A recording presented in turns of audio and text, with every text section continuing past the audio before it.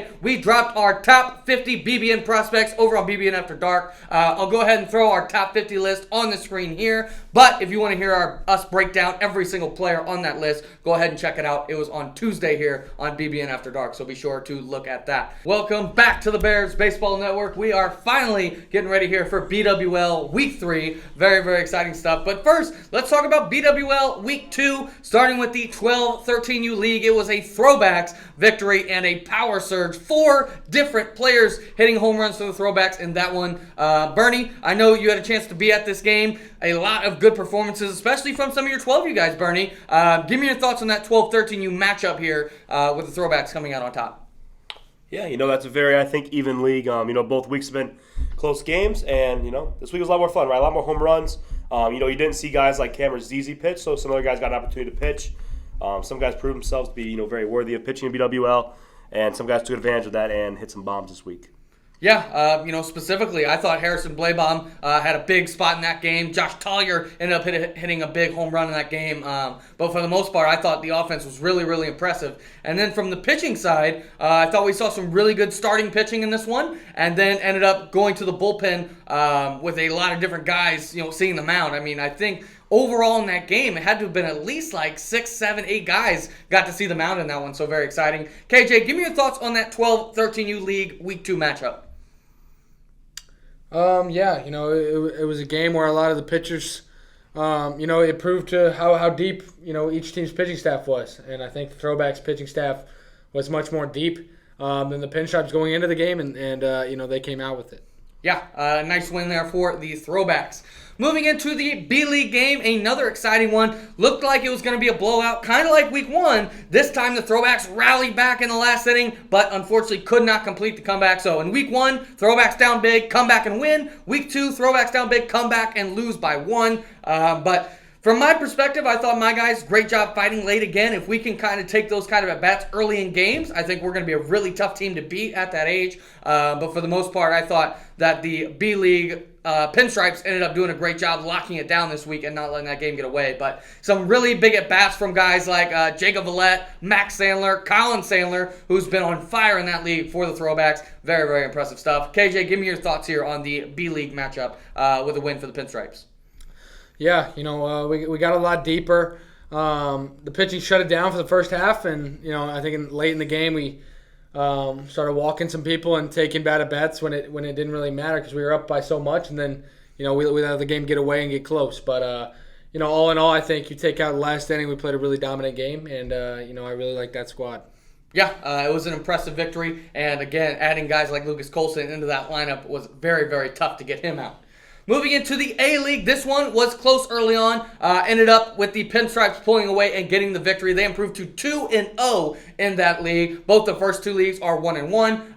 Pinstripes, this team, again, at least in my opinion, I don't know, KJ will probably disagree with me. I think that the throwbacks are the more talented roster, but this Pinstripes team, guys stepping up like Andrew Driscoll, Braden King with the bat was kind of unexpected.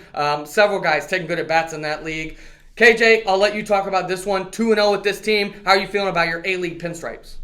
Yeah, this team is just extremely deep, and it's getting hard to see who I can take out. Because guys just put up such at bats. But when I do put guys in, they put up good at bats. So we're very deep. That's the deepest team I have between the 4. And the culture is great on that squad, and they think they're going to blow out every game win. Yeah, and the throwbacks for that league, we had several opportunities to win it, but it seemed like the Pinstripes kept working out a jam. So I think this league is going to be competitive all season long. Even though the Pinstripes are 2-0, I wouldn't be surprised if this league gets evened up pretty quickly in the record. And then finally, 18U, it was a dominant Pinstripes victory. We thought the throwbacks may have been able to shut the Pinstripes out with Elliot Myers on the mound. That wasn't the case. Pinstripes really took advantage, took great at-bats, built a big league early, and did not lose it.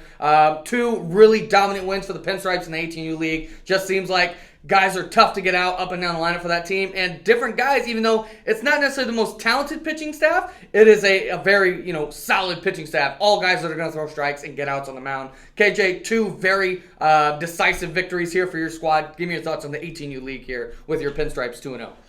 Yeah, we've blown out both games, and we haven't had our full real roster yet. First week we were missing Brady Heck and Adam Tobias. Second week we were missing Andrew Engelken and Fred Smith. And so we should have everyone back for this week 3 matchup. And I think, we're going to continue to be blowing these guys out. Yeah, and speaking of week 3, let's go ahead and get right into it. Bernie, you've been making predictions as a neutral party. 1-3 in week 1, 4-0 here in week 2. So that moves your season record up to 5-3. Looking to keep things going here. Let's start with the 12-13U League. Bernie, the pitching matchup. We've got a rematch of week 1. ZZ Garcia is on the road versus Cam Bernstein at home. Bernie, a similar pitching matchup as week 1, a game that was tight down to the end. Bernie, give me your prediction here for the Pinstripes versus Throwbacks here in the 12-13U League. Yeah, for this game, I have a lot of faith in my boy ZZ Garcia to go out there and shut it down. So I'll take the Throwbacks on the first 3, and I'll take the Throwbacks through the full game.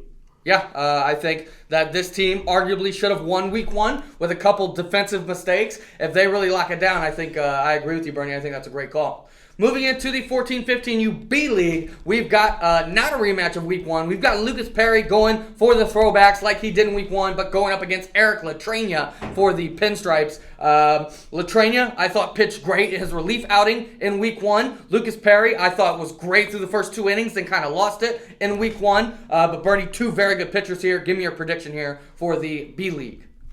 Yeah, I don't think Lucas Perry had his best stuff in week 1. So I will take Lucas Perry through the first 3, the Throwbacks, but then I will take the Pinstripes on the full game to take the victory. Okay, the Pinstripes have definitely been the better team for what? We've played 14 innings, probably 12 innings. The Pinstripes have been the better team. But if the Throwbacks can put together those good last innings early, I think it can make it a league. Moving into the A-League, again, Pinstripes are 2-0. We've got Lucas Velchek on the road against Braden King, a rematch of week 1. Bernie, give me your prediction here for the A-League matchup.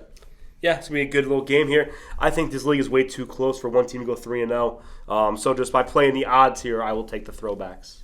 Okay. Obviously, I think my boys are talented, and I agree with you, Bernie. It'd be tough for us to lose 3 in a row, so I'm excited for my guys to go out there and get it. And then finally, the 18U League. It's been 2 dominant Pinstripe wins. We've got a rematch from week 1. Reese Payne on the road versus Mac Floyd at home. Bernie, is it going to be another Pinstripe victory here, or do you see the Throwbacks making a run?